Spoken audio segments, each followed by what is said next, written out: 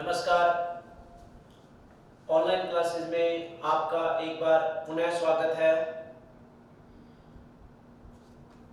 Defence की class की mathematics subject के लिए हम बात कर रहे थे समुच्चय, संबंध तथा फलन के चैप्टर में, जिसमें बात कर रहे थे समुच्चय के बारे में। और जो कल हमने सीखा है या जो कल हमने पढ़ा है वो था कि समुच्चय में कितने प्रकार के समुच्चय होते हैं, क्या क्या समुच्चय हैं। उसमें फिर हमने देखा कि उसमें जो विशेष चिन्ह हैं, इस चैप्टर में जो इस विशेष चिन्ह हैं वो क्या क्या होंगे। फिर उसके लास्ट पार्ट में जो हम चिन्ह देख रहे थे, उसके लास्ट पार्ट में हमने देखा था कि हमने कुछ चिन्ह कुछ विशेष प्रकार की संख्याओं के लिए लिखे थे। तो आज हम पहले उन संख्याओं के बारे में बात करें। जैसे कि हमने लिखा था i या z, और i या z में जो इसके अन्य भाग बताए थे वो बताए थे कितना, i माइनस या फिर z माइनस, i प्लस या फिर z प्लस। और नेक्स्ट हमने देखा था इसमें क्या, i नॉट और z नॉट। तो सबसे पहले बात करें कि ये बेसिकली किसको प्रदर्शित करते हैं। चलिए ध्यान दीजिए, इसी प्रकार हमने किसमें देखा था, r में भी देखा था।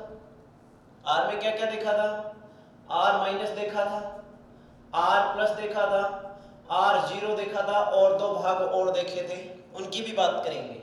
चलिए सबसे पहले बात करते हैं कि i जो होता है हम जानते हैं क्या होता है, पूर्णांकों का समुच्चय। पूर्णांकों का समुच्चय।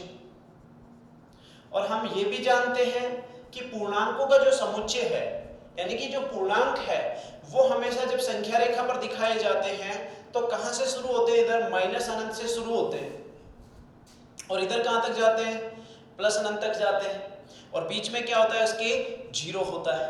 यानी कि कहें इधर जो होंगे -1, -2 एंड सो ऑन, और इधर जो होंगे वो क्या होंगे, 1 होगा, 2 होगा, इसी प्रकार 3 होगा एंड सो ऑन। मतलब हम कह सकते हैं कि जो i होगा या उसे किसके द्वारा प्रदर्शित कर सकते हैं, z के द्वारा भी प्रदर्शित कर सकते हैं। वो हमारा होगा, सबसे पहले ये तो हमने देखा ही था कि समुच्चय को प्रदर्शित करने के लिए सदैव मझले कोष्ठक का उपयोग किया जाता है। और संख्याएं क्या क्या होंगी, dot dot dot dot dot, कहाँ, -3, फिर -2, फिर -1, फिर 0, फिर 1, 2, 3 एंड सो ऑन।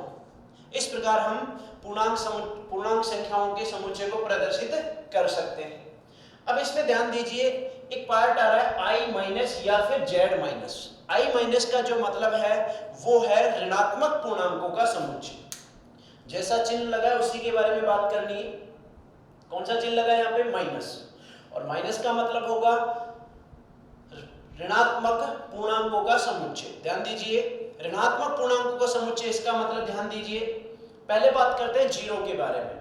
और ये हम जानते हैं कि जीरो का कोई भी चिन्ह नहीं होता है।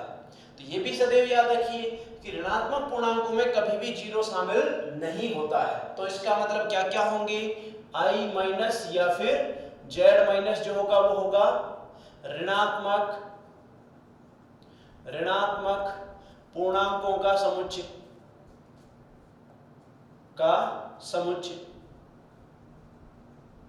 क्लियर है। तो इसमें क्या क्या आने वाले, इसमें हम देख सकते हैं डॉट डॉट डॉट डॉट, -3, -2, -1, ये सब आने वाले हैं। और इसको सही रूप में लिखना चाहे तो ऐसा भी लिख सकते हैं, -1, -2, -3 and dot dot dot dot. इस प्रकार भी दिखा सकते हैं, क्योंकि ये हम देख चुके हैं कि पूर्णांक में, समुच्चय में जो अवयव है उनको प्रदर्शित करने के लिए उनके क्रम की आवश्यकता नहीं होती है। मतलब उसके क्रम को बदला भी जा सकता है ना। चलिए नेक्स्ट पार्ट में हम देखते हैं। नेक्स्ट था कितना, i प्लस या फिर z प्लस। ये कैसा हो जाएगा, चिन्ह क्या लिखा है, प्लस लिखा है, इसका मतलब यहां पे आ जाएगा कैसा, धनात्मक पूर्णांकों का समुच्चय। पूर्णांकों का समुच्चय। धनात्मक पूर्णांकों का समुच्चय जब बात आती है तो इसका मतलब इस बार कौन से लेना है, जो धनात्मक है। और फिर दोबारा बात करें तो जीरो के बारे में क्या कह सकते हैं, जीरो का कोई भी चिन्ह नहीं होता है, इसलिए जीरो को इसमें शामिल नहीं किया जाना है। तो कहां से करेंगे, एक से। इसका मतलब इसमें क्या क्या आने वाले हैं, 1 2 3 एंड सो ऑन। और हम जानते हैं किसके द्वारा और प्रदर्शित किया जा सकता है, प्राकृत संख्याओं के द्वारा भी। ठीक है, नेक्स्ट पार्ट में आई नॉट या फिर जेड नॉट, इसका जो जीरो जो लिखा है, ये जीरो सदैव इनके मतलब के विपरीत होगा। यानी कि यहाँ पे जैसे माइनस था तो हमने किसकी बात की थी, ऋणात्मक की, यहाँ प्लस था तो हमने किसकी बात की थी, धनात्मक की। और अगर इसी के अनुसार सोचते तो इसका मतलब जीरो का मतलब जीरो वाले, बट जीरो वाले कोई भी नहीं है, तो इसका मतलब इससे अलग है, डिफरेंट है। वो क्या होगा कि इसमें जीरो को यदि हटा दिया जाए तो इसे पढ़ेंगे हम कैसा, अशून्य। कैसा पढ़ेंगे, अशून्य पूर्णांक।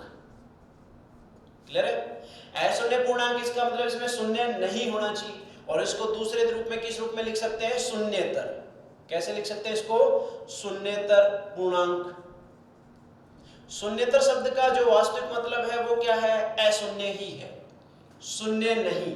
और शून्य नहीं इसका मतलब कैसा है, अशून्य है। ठीक है, तो इसमें कौन कौन से आएंगे, dot dot dot dot dot, -3 -2 -1 and 1 2 3 and so on. देखिए यहाँ पे केवल जीरो को हटा दिया गया है, मतलब हम इसको इस रूप में भी लिख सकते हैं। आई नॉट या जेड नॉट जो है उसको हम लिखना चाहें तो ध्यान दीजिए, इन सभी पूर्णांकों में से केवल एक पूर्णांक ऐसा है जो यहाँ पे विलुप्त हुआ है। कौन हुआ है, जीरो। तो कह सकते हैं पूरे पूर्णांक क्या थे, आई या फिर जेड थे। उसमें से क्या हटा दिया गया, जीरो हटा दिया गया। लेकिन याद रखिए जीरो एक अवयव है, जबकि ये क्या है, एक समुच्चय है। और समुच्चय में से यदि एक दूसरा अवयव हटाना तो उस अवयव को नहीं हटाते हैं, समुच्चय में से अवयव को नहीं हटाया जाता, समुच्चय में से एक समुच्चय को ही घटाया जाता है। तो मतलब यहाँ पे मजला कोष्ठक का उपयोग करना चाहिए। याद रखिए अवयव तो हम जीरो हटाने वाले थे, लेकिन यहाँ पे डायरेक्टली किसी समुच्चय से जीरो अवयव नहीं हटाया जा सकता है। तो क्या होगा, लास्ट जो हमने टेबल के लास्ट में एक माइनस साइन देखा था, सबट्रैक्शन, उसका मतलब था कि दो समुच्चयों का अंतर। तो वो अंतर क्या होगा, अंतर का वास्तविक मतलब मैंने ये भी बताया था कि इसका वास्तविक मतलब सामान्य मतलब से अलग होगा।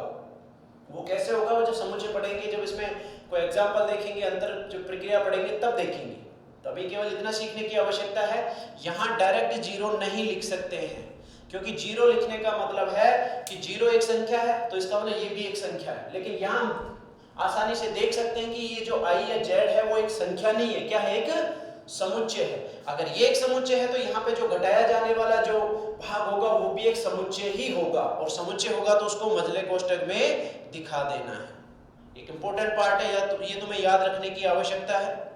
क्लियर है, चलिए नेक्स्ट पार्ट में हम बात करें। इसके बाद जो पार्ट आएगा उसमें हम देखें 3, इनको नोट कीजिए एक बार। अब हम देखते हैं कि इसमें जो नेक्स्ट पार्ट है, 3 तो हो चुके हैं, इसमें 3 भाग और आएंगे। वो 3 भाग क्या होंगे, सॉरी 2 भाग और आएंगे। ध्यान दीजिए, अभी हमने बात की कि धनात्मक और ऋणात्मक में जीरो को शामिल नहीं किया जाता है कि ना, इसका जो मतलब है कि जीरो का कोई भी चिन्ह हम नहीं लेते, ना तो प्लस लेते और ना ही माइनस लेते। तो एक तरीके से ये भी कह सकते हैं कि कभी कभी किसी परिस्थिति विशेष में हम जीरो को धनात्मक संख्याओं के साथ भी शामिल कर सकते हैं और ऋणात्मक संख्याओं के साथ भी शामिल कर सकते हैं। हालांकि इसका कोई चिन्ह नहीं होता है, लेकिन फिर भी इसको शामिल कर सकते हैं। अगर वास्तव में हम ये देखें कि इसका वास्तव में चिन्ह नहीं होता है, तो इसको यदि धनात्मक संख्याओं के साथ जोड़ना हो या फिर ऋणात्मक संख्याओं के साथ लेना हो तो किस प्रकार प्रदर्शित किया जाता है। ध्यान दीजिए, अगर मैं लिखूं, अभी मैंने पढ़ा था आई माइनस या फिर जेड माइनस, और मैं चाहता हूं कि इसके साथ एक बार देखिए, ध्यान दीजिए, यहां माइनस अनंत डॉट डॉट डॉट -3 -2 -1 और यहां पे ले रहा हूं मैं जीरो। हम देख पा रहे हैं कि यहाँ पे ये शामिल नहीं है, केवल यहाँ से शुरू हुई है संख्याएं आई माइनस, और यहाँ से शुरू हुई है। मैं चाहता हूँ कि जीरो को भी शामिल करूँ, तो शामिल करने के लिए किस प्रकार प्रदर्शित करेंगे, मैं लिखूंगा यहाँ पे आई माइनस या फिर जेड माइनस। और इसके साथ में इसको शामिल करना है, वापस वही प्रक्रिया। ये एक समुच्चय को प्रदर्शित कर रहा है, या तो i माइनस लिखोगे या फिर z माइनस लिखोगे, और इसके साथ मैं चाहता हूं कि इसको ऐड करूं, तो ऐड करने के लिए प्लस चिन्ह का उपयोग नहीं करना है, यहाँ पे यूनियन लेना है। क्या लेना है? यूनियन। और यूनियन लेना है, यूनियन का मतलब क्या होता है? सम्मिलन, संघ। इसका काम क्या होगा अभी तो केवल समझना है कि ये यूनियन जो है ये दो समुच्चयों को के अवयवों को आपस में जोड़ता है। जोड़ने का मतलब क्या है? एक साथ लिखता है, ठीक है, यानी कि इसके अवयव और साथ में जो यहाँ पे लिखा जाना उसके अवयव। क्योंकि हम देख पा रहे हैं कि यहाँ पे एक समुच्चय है, तो यहाँ भी क्या चाहिए? एक समुच्चय ही चाहिए, और समुच्चय चाहिए तो उसके लिए कौन सा कोष्ठक उपयोग में लेंगे? मजला कोष्ठक, और उसमें कितना और लिख देंगे? 0। क्लियर हुआ? जिसको हम दूसरे रूप में लिखें तो किस प्रकार लिख सकते हैं? ध्यान दीजिए, मैंने क्या किया है, केवल ये भाग लिया, इधर वाला, यहां से यहां तक का भाग लिया, यानी कि कहे तो ये छूट गया। अब ये संपूर्ण संख्याएं किसको प्रदर्शित कर रही है? i या फिर z को, और इसमें से ये भाग नहीं है। नहीं है तो अभी थोड़ी देर पहले ही मैंने बात की है, एक अंतर संक्रिया होती है, और अंतर संक्रिया क्या करती है? एक समुच्चय से दूसरे समुच्चय को घटाती है। घटाती कैसे है? उसके अवयवों को हटा देती है। तो इसको इस रूप में भी लिखा जा सकता है, i या z में से किसको हटा दिया गया? i प्लस या फिर z प्लस। तो क्या बन गए? इसको हम लिख क्या सकते हैं? ध्यान दीजिए, इसको यदि लिखना चाहें, यहां से यहां तक तो कैसी संख्याएं थी? ऋणात्मक थी, और यदि उसमें 0 को जोड़ दिया जाए, 0 को भी उसके साथ ले लिया जाए, तो जो संख्याएं बन गई वो कैसी बन गई? 0 साथ में ऋणात्मक, मतलब कौन सा भाग छूट गया? धनात्मक। तो इसका मतलब इसको कहेंगे अधनात्मक। जो भाग छूट गया उसको कह सकते हैं कैसा? अधनात्मक पूर्णांक। अधनात्मक पूर्णांक संख्याओं का समुच्चय, संख्याओं का समुच्चय। क्लियर हुआ? या फिर इसे कहें, इसे दूसरे रूप में कह सकते हैं धनेत्तर। धनेत्तर पूर्णांक संख्याओं का समुच्चय। ये हमें याद रखने की आवश्यकता है। पहले एक शब्द आया था शून्येतर, अभी एक शब्द आया धनेत्तर। मीन्स हम कहना चाहें तो नॉन पॉजिटिव, अगर इसकी बात करें इंग्लिश में तो नॉन पॉजिटिव। क्लियर है? इसी में नेक्स्ट पार्ट देखें, सेम जस्ट इसका अपोजिट। अभी ये वाला भाग लिया, अब ये वाला भाग ले लें। तो सबसे पहले हम बात करें किसकी? i प्लस या फिर z प्लस की, और उसके लिए हमने देखा कि जो संख्याएं कहां से शुरू हुई, यहाँ पे अनंत होगा, यहाँ पे 0, लेकिन 0 को अभी शामिल नहीं करना है, ठीक है? ये 0 है, यहाँ पे कितना 1 है, यहाँ पे कितना है 2, 3 एंड सो ऑन।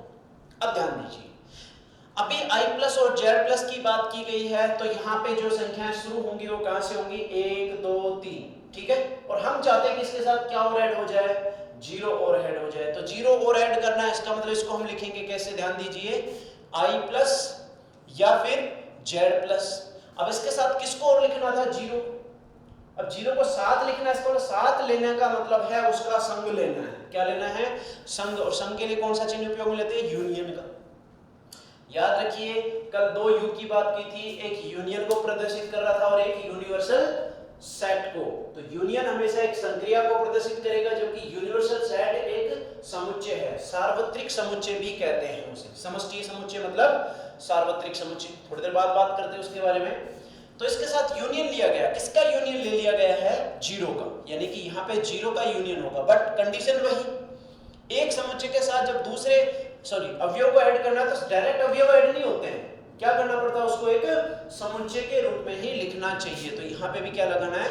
कोष्ठक लगाना है, मजला कोष्ठक। क्लियर है? इसकी बात करें, ये क्या बन जाएगा? इसको दूसरे रूप में कैसे लिख सकते हैं? ध्यान दीजिए, यहाँ पे कौन सा पार्ट छूट गया है? माइनस वाला पार्ट छूट गया है। किस में से? संपूर्ण i में से, मतलब इसको लिख सकता हूं i या z माइनस i माइनस या फिर z कह सकते हैं। ये कैसी संख्याओं का हो गया? ध्यान दीजिए, जो संख्याएं छूट गई है, कौन सी छूट गई? ऋणात्मक। इसका मतलब ये हो गया कैसा? अऋणात्मक। अऋणात्मक पूर्णांक संख्याओं का समुच्चय। दूसरे रूप में कहें तो यहां कह सकते हैं क्या? शून्येतर पूर्णांक संख्याओं का समुच्चय। पूर्णांक संख्याओं का समुच्चय। क्लियर है? और इसे सॉरी शून्यतर, नॉट शून्यतर, गलत है ये, यहां पे होगा ऋणोत्तर। ऋणोत्तर पूर्णांक संख्याओं का समुच्चय, और इसे हम कहना चाहें तो किस रूप में कह सकते हैं? Non negative, non negative integers, set of integers. Okay, ये सब भी हमें याद रखने की आवश्यकता है। इसी प्रकार हम बात करते हैं किसके बारे में? आर के रूप में जो उसके जो उपसमुच्चय बनेंगे। अच्छा, एक चीज नोट कीजिए यहाँ पे, यदि इन सब के लिए देखूं मैं यहाँ पे, तो कल जैसे हमने समष्टीय समुच्चय की बात की थी, समष्टीय मतलब एक ऐसा सबसे बड़ा समुच्चय जो अन्य सभी समुच्चयों के लिए सबसे बड़ा हो, या दूसरे रूप में हमने पढ़ा था एक ऐसा समुच्चय या एक ऐसा समुच्चय जिसके लिए दिए गए सभी समुच्चय उसके उपसमुच्चय हो, तो वो सबसे बड़ा समुच्चय ही क्या कहलाया था? समष्टीय समुच्चय। और समष्टीय समुच्चय को ही हम सार्वत्रिक समुच्चय भी कहते हैं। अब यहाँ सबसे बड़ा का मतलब ये नहीं होता है कि हमेशा जो इस सभी संख्याओं में जो सबसे बड़ा है वही हमेशा सार्वत्रिक लिया जाएगा, नहीं। उसकी जो परिभाषा है, या कहें कि उसके जो वैल्यूज हैं, वो हमारे जो अन्य समुच्चय हैं उनके आधार पे चेंज हो सकती है। जैसे कि अगर इस पार्ट के लिए देखें तो यहां सार्वत्रिक समुच्चय कौन सा बन सकता है, ध्यान दीजिए। बेसिकली मैं बात कर रहा हूं किसके? i माइनस या फिर z माइनस की। अब हम देख पा रहे हैं कि i माइनस या z माइनस ये वाला भाग है केवल यहां तक, तो ये किसका उपसमुच्चय है? इसका है, जिसमें जीरो को भी ऐड कर दिया गया। तो इसके लिए ये वाला जो पार्ट है ये सार्वत्रिक समुच्चय का काम कर सकता है। और अगर इन सब के लिए व्यापक रूप में देखें तो यहां देख सकते हैं कि i या z है वो भी इन सब के लिए क्या काम कर सकता है? सार्वत्रिक समुच्चय का काम कर सकता है। सेम इस पार्ट के लिए देखें तो इस पार्ट के लिए ये वाला जो भाग है, मतलब जो i है, वो किसकी तरह काम कर सकता है? समष्टीय समुच्चय या फिर सार्वत्रिक समुच्चय की तरह। ठीक है, तो ये अच्छे से दिमाग में रखें इस बात को कि यहाँ पे जो ये u लिखा है, जो दो समुच्चयों को आपस में जोड़ रहा है, ये चिन्ह हमेशा यूनियन को प्रदर्शित करेगा। किसको? यूनियन। और ये भी याद रखिए कि यूनियन सदैव एक संक्रिया होती है, यूनियन सदैव एक संक्रिया होती है, जबकि U कैपिटल वो हमेशा सार्वत्रिक समुच्चय होता है। ठीक है, अब हम नेक्स्ट पार्ट की बात करें इसमें। अब यही सभी जो गुणधर्म है ये किसके लिए देखेंगे हम? रियल नंबर्स के लिए। ठीक है, चलिए देखिए।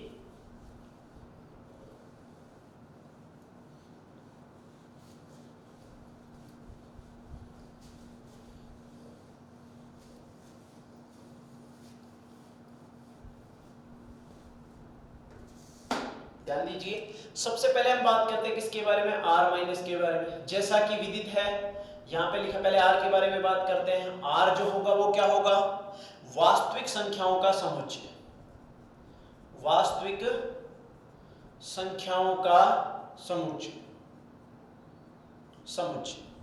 ठीक है, और वास्तविक संख्याओं की बात करें तो इसके लिए अगर संख्या रेखा का उपयोग करें तो यहाँ पे माइनस अनंत ले सकते हैं, यहाँ पे प्लस अनंत ले सकते हैं, या फिर अनंत लिख सकते हैं।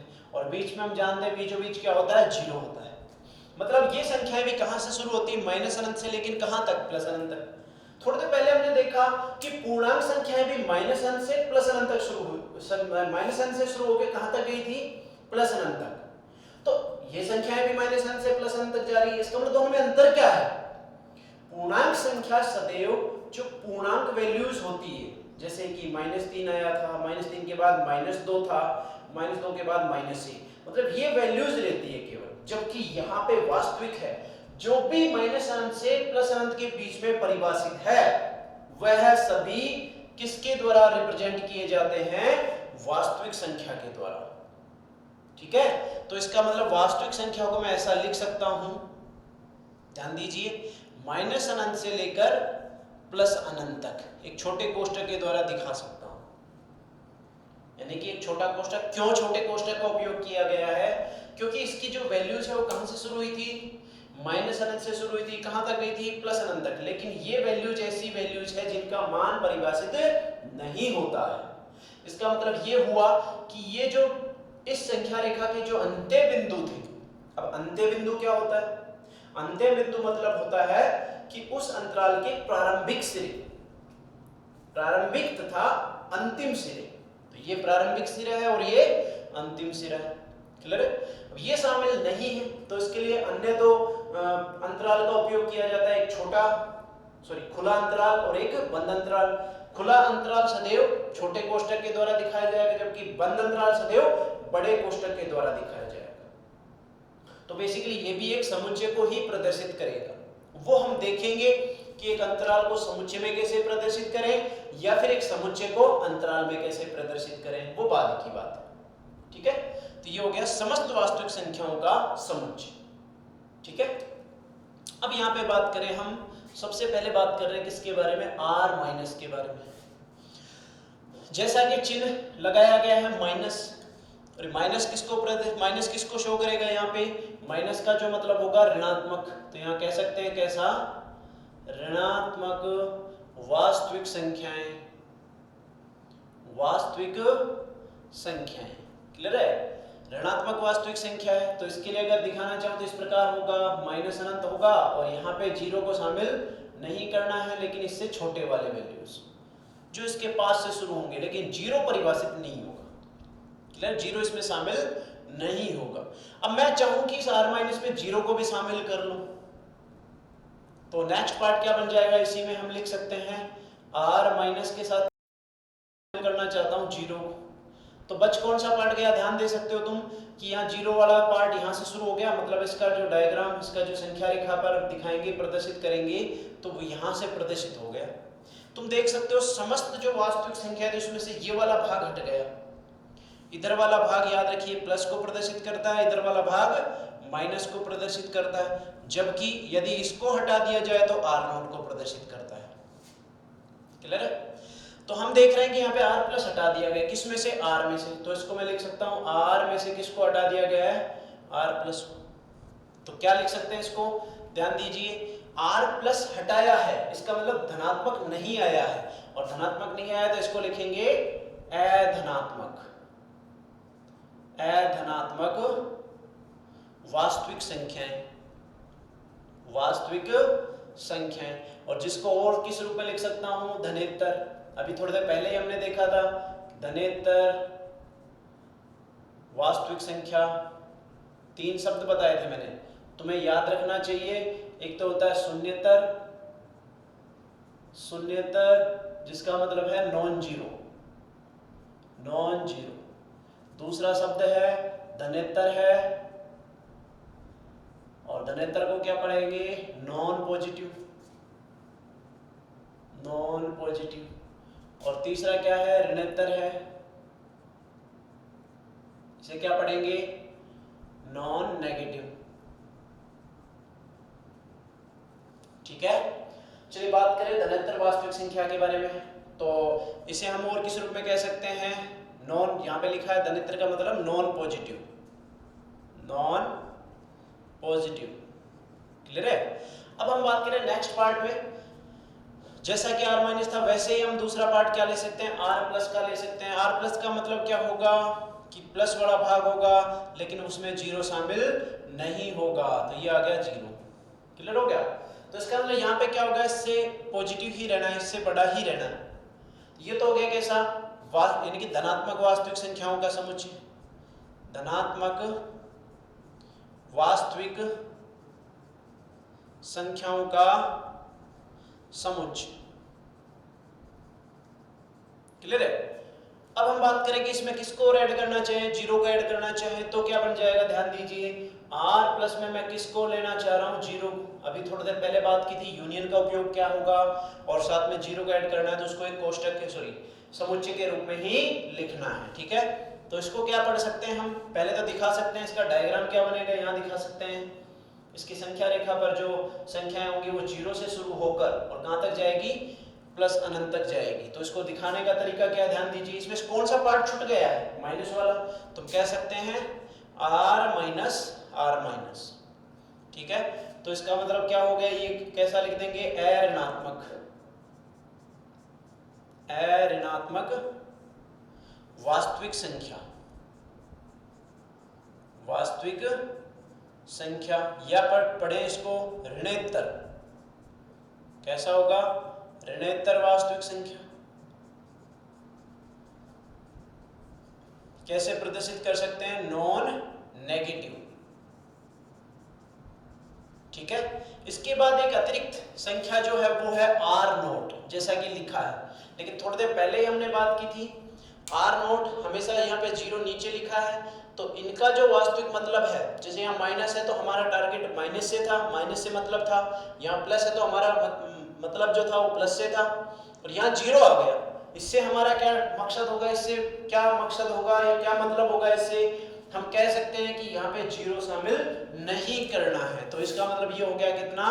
अशून्य। अशून्य वास्तविक संख्या, वास्तविक संख्या, या फिर पढ़ें शून्येतर, शून्येतर वास्तविक संख्या। ठीक है। और इसका मतलब है नॉन जीरो रियल नंबर्स। ये हमें याद रखने की आवश्यकता है। तो आज हमने जो सीखा अभी तक इस सेशन में, हमने देखा कि जो संख्याएं हैं, यानी कि जो समुच्चय है, खास करके पूर्णांक और वास्तविक संख्याओं के लिए, उससे कितने सब डिविजनल, मतलब उससे और कितने छोटे पार्ट्स हम बना कर सकते हैं, मतलब उसके कितने उप समुच्चय हम बना सकते हैं। तो ये हमें याद रखने की आवश्यकता है। अब इसके बाद हम संबंध स्थापित करने की कोशिश करते हैं सभी संख्याओं के समुच्चयों में। तो वो कैसे होगा? ध्यान दीजिए।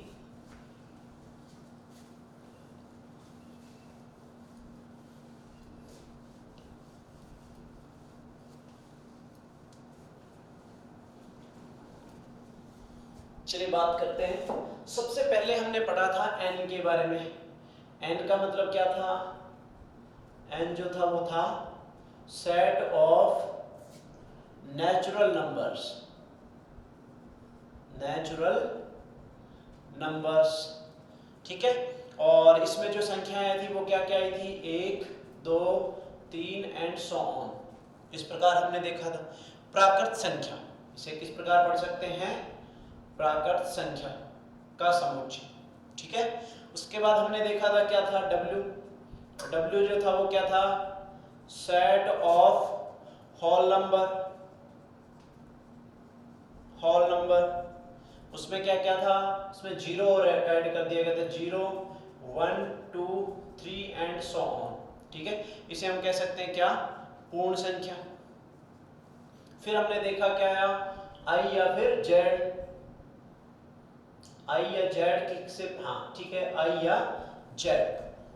और उससे पहले इसके जो सब डिविजनल पार्ट्स है वो देख लेते, पहले देख लेते I माइनस, क्लियर है, या फिर Z माइनस। वो क्या था हमारे पास, वो भी लिख देते हैं यहाँ पे। चलिए मोटे मोटे तौर पे ही देखते हैं। तो यहाँ पे क्या देखते हैं? I देख लेते हैं, I या Z, जो किसका था? Set of integers.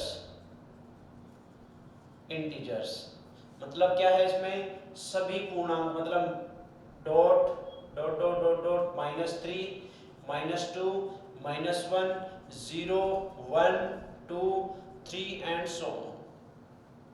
क्लियर है। इसके बाद जो आएगा वो क्या आएगा हमारे पास? Q मतलब क्या था? Set of rational numbers, rational numbers.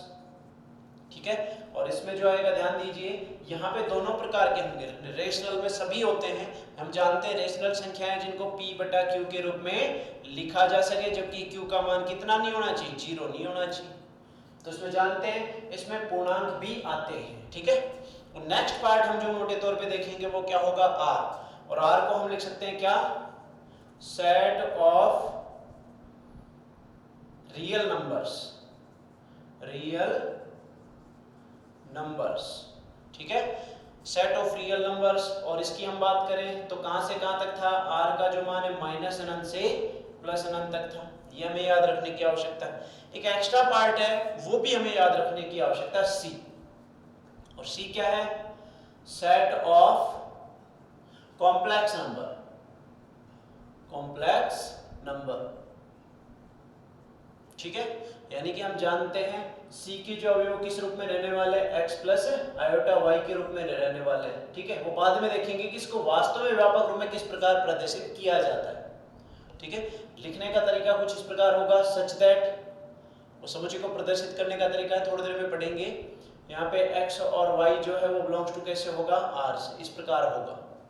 ठीक है, तो अब बात करते हैं कि इनके मध्य संबंध, समस्त संख्याओं के मध्य संबंध, समस्त संख्याओं के मध्य संबंध। देखिए, अगर यहाँ पे हम देख पा रहे हैं तो सबसे पहले कौन आया, n। n सबसे छोटा है क्योंकि n के बाद जो आ रहा है वो w, w में एक एक्स्ट्रा अंक आ गया है, एक अवयव आ गया g। इसका मतलब सबसे छोटा कौन है, n है। n सबसे छोटा है।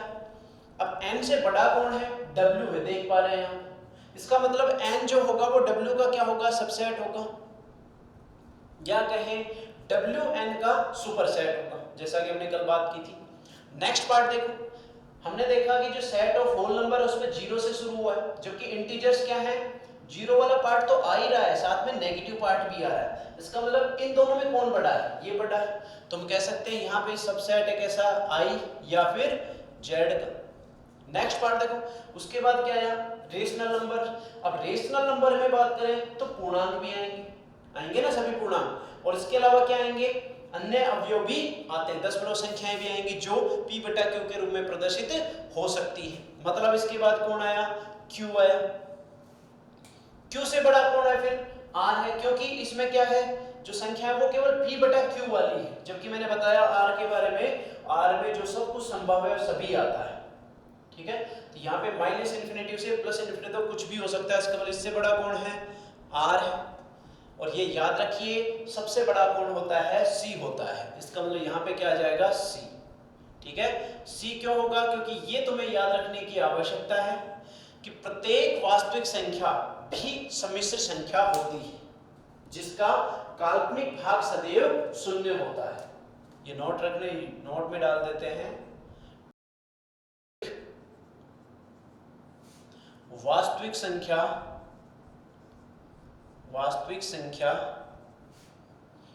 सदैव काल्पनिक संख्या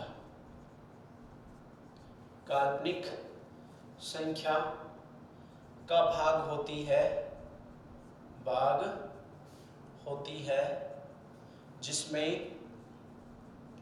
जिसमें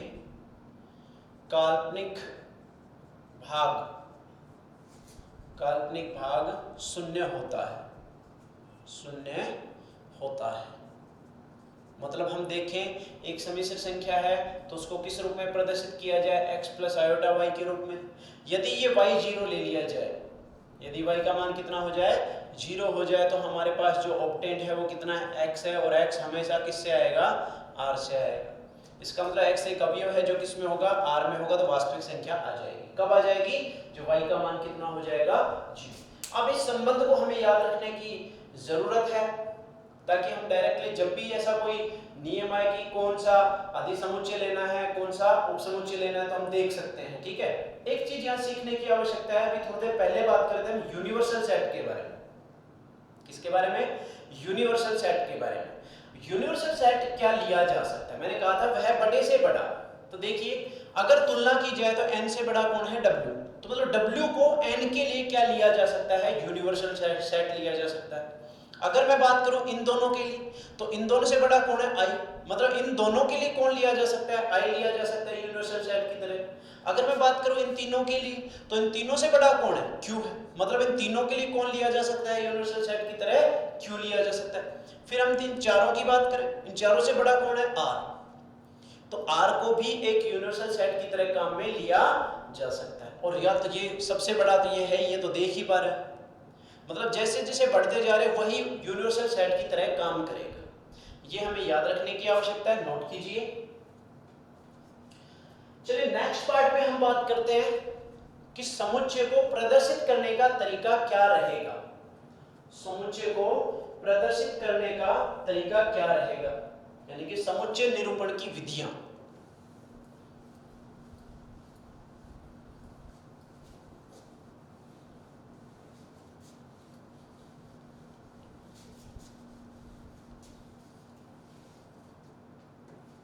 समुच्चय के निरूपण की विधियां।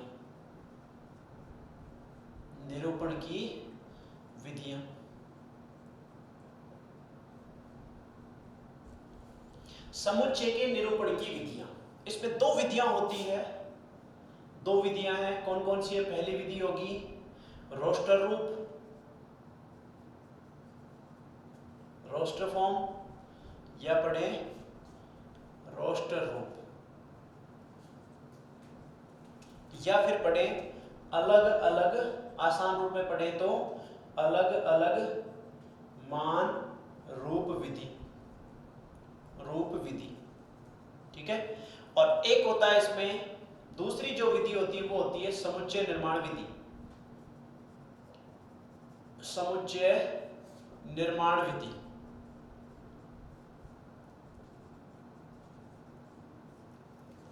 दो विधियां इसमें। जो सबसे पहले बात करेंगे रोस्टर रूप। रोस्टर रूप की जो बात होती है तो जैसा कि मतलब लिखा है यहाँ पे, अलग अलग मान रूप विधि। यदि समुच्चय को, पहले हम पढ़े किसके बारे में? रोस्टर रूप के बारे में। रोस्टर रूप जिसे और किस नाम से जानते हैं? तालिका, और भी इसका नाम है तालिका रूप या सूची रूप, जो भी है। समुच्चय निरूपण की ऐसी विधि जिसमें समुच्चय के समस्त अवयवों को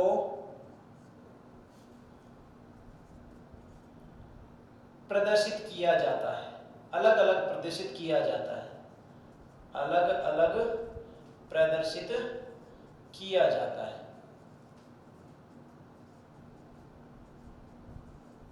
जैसे कि अगर मैं बात करूं एन की, अभी थोड़ी देर पहले हमने देखा है एन सदैव किसको प्रदर्शित करता है? एन प्रदर्शित करता है प्राकृत संख्याओं का समुच्चय। प्राकृत संख्याओं का समुच्चय। और प्राकृत संख्याओं का जो समुच्चय होगा उसको लिखने का तरीका अलग अलग रूप में दिखाना है, इसका मतलब मजला, ये तो तुम्हें याद रखना ही है। समुच्चय बन जाए तो समुच्चय के लिए सदैव मजले कोष्ठक का उपयोग तो करना ही है। मजला कोष्ठक आ गया, फिर संख्याएं, प्राकृत संख्या उनको अलग अलग दिखा देना है। और हम जानते हैं प्राकृत संख्या क्या क्या होती है? 1 2 3 4 and so on up to infinite. ये लिखने की जरूरत नहीं, ऐसा दिखा सकते। ये देखिए सभी संख्याएं अलग अलग दिखा दी गई। ये तो कौन सी विधि है? रोस्टर रूप, तालिका रूप, या फिर अलग अलग मान रूप विधि। याद रखने की आवश्यकता है। दूसरी जो विधि है वो कौन सी है? समुच्चय निर्माण विधि। और याद रखिए इस चैप्टर में सबसे ज्यादा इंपॉर्टेंट विधि यही है। हर एक सवाल में ज्यादातर यही विधि देखने को मिलेगी, समुच्चय निर्माण विधि। इसका मतलब यहाँ पे क्या है कि समुच्चय को निर्मित करना है। अब निर्मित करना है तो किस प्रकार निर्मित करें, जैसे इसी की बात कर लेते हैं। तो करना क्या है, जब भी समुच्चय की बात की जाएगी तो उसको इस प्रकार दिखाएंगे। जैसे कि मैं यहाँ पे एक अन्य एग्जांपल ले रहा हूं, ऐसे पहले लिखेंगे एक ऐसी विधि जिसमें समस्त अवयवों को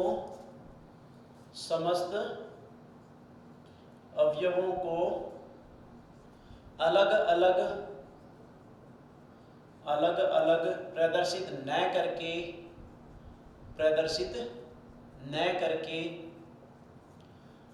समस्त अवयवों को एक नियम द्वारा साथ लिखा जा सके।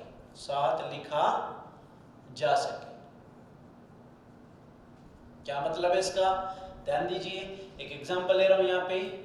मैं यहाँ पे लिखता हूं प्राकृत संख्याओं के वर्गों का समुच्चय, वर्गों का समुच्चय। अगर इसकी मैं बात करूं तो इसके लिए सबसे पहले तो रोस्टर रूप क्या बनेगा वो देख लेते हैं, फिर हम समुच्चय निर्माण विधि देखेंगे। रोस्टर रूप है तो रोस्टर रूप तो क्या लिखेंगे, समुच्चय तो बनेगा ही। अब प्राकृत संख्याओं के वर्ग, प्राकृत संख्या क्या क्या है, एक है तो एक का स्क्वायर, ठीक है, फिर क्या आ जाएगा, दो का स्क्वायर, फिर तीन का स्क्वायर, फिर चार का स्क्वायर एंड सो ऑन। मतलब इसको इस रूप में लिख सकते हैं 1 4 9 16 एंड सो ऑन। अब ये तो हो गया कौन सा, जिसमें संख्याओं को अलग अलग दिखाया गया है। हम चाहते हैं कि सभी को साथ में लिखा जा सके, तो ऐसी स्थिति में क्या करेंगे, ध्यान दीजिए, यहां पे हम लिखेंगे समुच्चय निर्माण विधि। समुच्चय निर्माण विधि, इसमें कैसे क्या लिखना है ध्यान दीजिए। अगर समुच्चय निर्माण विधि है तो इस समुच्चय को सबसे पहले कोई एक ए मान लो, जैसे कि ये भी ए है तो ये भी क्या होगा, ए ही होगा। सबसे पहले समुच्चय आ गया तो समुच्चय के लिए मझला कोष्ठक तो आएगा ही। अब इसमें जो वैल्यू है वो कुछ इस प्रकार लिखनी है, ध्यान दीजिए कि एक x होगा, कोई भी एक वैल्यू हो सकती है, वो x ऐसा होगा, इस प्रकार होगा, सच दैट। इस प्रकार होगा का मतलब क्या आ गया, सच दैट आ गया कि जो x होगा वो क्या होगा, n स्क्वायर होगा, कि x का जो मान है वो स्क्वायर के रूप में रहेगा। फॉर एवरी, एक बार थोड़ा दिक्कत आएगी इसको समझने में, बाद में जब इसका निरंतर अभ्यास करेंगे तो ये बड़ी आसान विधि है लिखने के लिए, ठीक है। फॉर एवरी n का जो मान है वो कहां से आएगा, बिलोंग्स टू कैपिटल N, क्योंकि यहां पे लिखा है समस्त प्राकृत संख्याओं के वर्गों का समुच्चय, तो प्राकृत संख्या है, इसको इस रूप में लिख सकते हैं। इसी का दूसरा रूप क्या बन सकता है, x है, सच दैट के लिए चिन्ह बताया था मैंने, दो बिंदियां, इस प्रकार कोलोन का उपयोग भी किया जा सकता है कि x है वो किसके बराबर होगा, n स्क्वायर के। For every n belongs to n। अब देखिए एक एक चिन्ह का, अच्छा एक और इसका मकसद वो भी लिख सकते हैं, यहाँ पे डायरेक्टली हम लिख सकते हैं कि n स्क्वायर के रूप में होगा, सच दैट कि n जो होगा वो किससे आएगा, for every n belongs to n, ऐसा भी लिख सकते हैं, ठीक है। चलिए बात करते हैं कि इनका सबका मतलब क्या है। देखिए यहां पे एक अवयव लिखा है x, तो x जो आएगा वो इस प्रकार आएगा, मतलब इस लाइन का और इस लाइन का, इस दोनों चिन्हों का जो मतलब है वो इस प्रकार है कि x इस प्रकार होगा कि x जो है वो n स्क्वायर के बराबर रहेगा। फॉर एवरी मतलब प्रत्येक n के लिए, कि n कहां से आया, n जो आएगा वो कहां से आएगा, belongs to n। Belongs to का मतलब होता है कि जो अवयव है, याद रखिए जब एक समुच्चय और एक अवयव को जोड़ना हो, यानी कि किसी अवयव को किसी समुच्चय संबंध बताना हो, तो उस स्थिति में हम बिलोंग्स टू का चिन्ह का उपयोग करते हैं, ठीक है। एक बार नोट कीजिए, फिर इसको अलग से देख लेते हैं एक बार।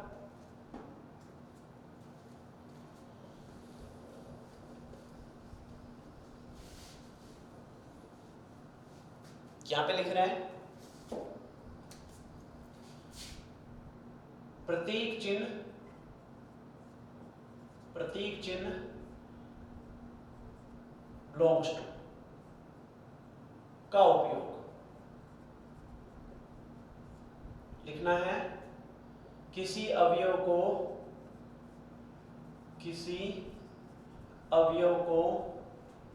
एक समुच्चय से संबद्ध करने के लिए बिलोंग्स टू का उपयोग किया जाता है। जिसे इसको एक एग्जांपल के माध्यम से समझे आसान रहेगा। अगर मैं एक समुच्चय A ले रहा हूं जिसके अवयव है A B C, ठीक है, मैंने एक समुच्चय लिया है जिसके अवयव क्या क्या है, A B C। तो ध्यान दीजिए A इस समुच्चय A का एक अवयव है, तो इसको मैं दिखा सकता हूं कि A जो होगा वो बिलोंग्स टू होगा किसमें, A, ठीक है। नेक्स्ट अगर मैं बात करूं B की, तो B भी बिलोंग्स टू किसमें होगा, A में होगा, और C की बात करूं तो C भी किसमें होगा, A में होगा, ठीक है। अब नेक्स्ट बात करूं कि मैं चाहता हूं कि एक अन्य अवयव D है। अब ये देखना है कि D इसमें है या नहीं। हम देख पा रहे हैं कि A समुच्चय A का अवयव है, B समुच्चय A का अवयव है, C समुच्चय A का अवयव है। परंतु जब डी की बात की जाती है तो क्या यहाँ पे इस समुच्चय में कहीं डी नजर आ रहा है? नहीं आ रहा। इसका मतलब डी इस समुच्चय का अवयव नहीं है। तो पहले तो ये लिख दो, डी ए का अवयव नहीं है। और इसको वास्तव में किस प्रकार प्रदर्शित करेंगे ये दिखाना है, तो हम दिखाएंगे the does not belongs to. कैसे दिखाया गया ध्यान दीजिए। सबसे पहले बिलोंग्स टू का चिन्ह था, उसके ऊपर एक क्रॉस का चिन्ह लगा दिया, डज नॉट बिलोंग्स टू ए, बस ऐसे दिखा देना है। तो बेसिकली ये जो प्रतीक चिन्ह है दोनों काम में आता है। बिलोंग्स टू मतलब यदि अवयव किसी समुच्चय से संबंधित है तो बिलोंग्स टू का उपयोग है, और अगर कोई अवयव किसी समुच्चय से संबंधित नहीं है तो क्या चिन्ह का उपयोग आएगा? Does not belongs to. Clear हुआ? चलिए नोट करने की आवश्यकता है। चलिए अब हम बात करते हैं जो समुच्चय। देखिए ध्यान दीजिए, अब तक जो हमने देखा है उसमें ये देखा कि समुच्चय की परिभाषाएं, मतलब समुच्चय क्या होता है, समुच्चय के क्या क्या प्रकार होते हैं। फिर उसके बाद हमने देखा कि उसमें कौन कौन से प्रतीक चिन्ह का उपयोग किया जाता है। और आज हमने देखा कि कुछ विशिष्ट प्रकार की संख्याएं हैं, उनके लिए किस प्रकार उनको प्रदर्शित करें, संख्या रेखा पर हमने देखा, और उसके कुछ उप समुच्चय भी हमने देख लिए हैं। ठीक है। उसके बाद हमने देखा कि उन समस्त संख्याओं में संबंध क्या स्थापित होगा, यानी कि किस संख्या के लिए, यानी कि किस प्रकार की संख्या के लिए कौन सी संख्या अधिसमुच्चय या फिर सार्वत्रिक समुच्चय का काम करेगी। और फिर हमने देखा है कि समुच्चय के निरूपण की कितनी विधियां, यहाँ पे हमने देखा कि कितनी विधियां थी, 2 विधियां थी। कौन कौन सी? एक तो थी रोस्टर विधि और दूसरी कौन सी थी? समुच्चय निर्माण विधि। ये भी हमें याद रखने की आवश्यकता है कि समुच्चय निर्माण विधि में 3 विशिष्ट प्रकार के चिन्हों का उपयोग करना ही है। सच दैट का, दूसरा फॉर एवरी का, और तीसरा किसका है? बिलोंग्स टू का। मतलब हम कह सकते हैं ऐसा, समुच्चय निर्माण विधि में, समुच्चय निर्माण विधि में 3 विशेष चिन्हों का उपयोग, विशेष चिन्हों का उपयोग, चिन्हों कौन कौन से विशेष चिन्ह हैं? एक तो कौन सा था? सच दैट, दूसरा कौन सा है? फॉर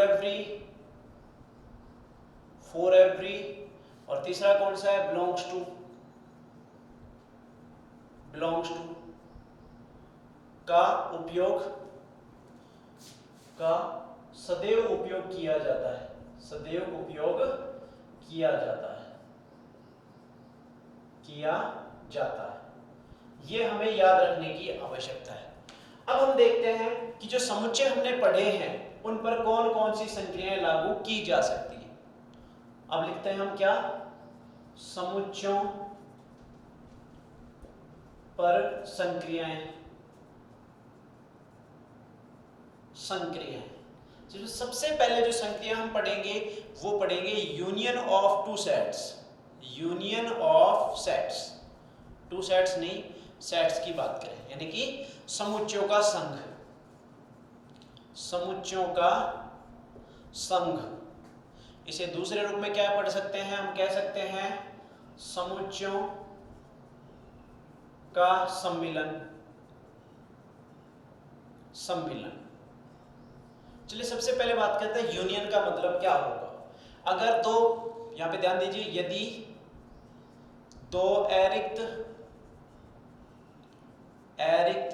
समुच्चय A तथा B हो, तो इनका संघ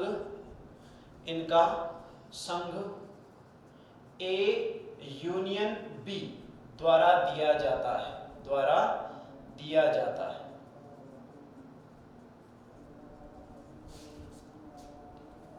याद रखिए किसका चिन्ह है? यूनियन का, यानी कि 2 समुच्चयों के बीच में सदैव किसका चिन्ह उपयोग में होगा? यूनियन का। ठीक है, याद रखिए यूनिवर्सल सेट नहीं है। ठीक है, तो बेसिकली अगर मैं नोट में लिखना चाहूं तो नोट में यहां लिख सकते हैं क्या? नोट यूनिवर्सल सेट यू एक समुच्चय होता है जबकि यूनियन यू दो समुच्चयों के संघ के रूप में संक्रिया होती है, के संघ के रूप में संक्रिया होती है, ठीक है। ये हमें याद रखने की आवश्यकता है। चलिए बात करते हैं ए यूनियन बी कैसे प्रदर्शित करें। तो सबसे पहले मैं एक एग्जांपल की बात करता हूं। ए जिसके अवयव मैंने लिए हैं 1 2 3, ठीक है, और एक दूसरा समुच्चय मैंने लिया है बी 4 5 6 और 7, और मैं चाहता हूं इनका यूनियन लेना। तो ए यूनियन बी ये हमें दिखाना है, तो दिखाने के लिए क्या करना है बताया। यूनियन क्या करेगा, उसको एक साथ लिख देता है, ठीक है। तो इसका जो वास्तविक मतलब वो भी लिख देते हैं, जिसमें अर्थात ए यूनियन बी, ए तथा बी दोनों के अवयवों को एक साथ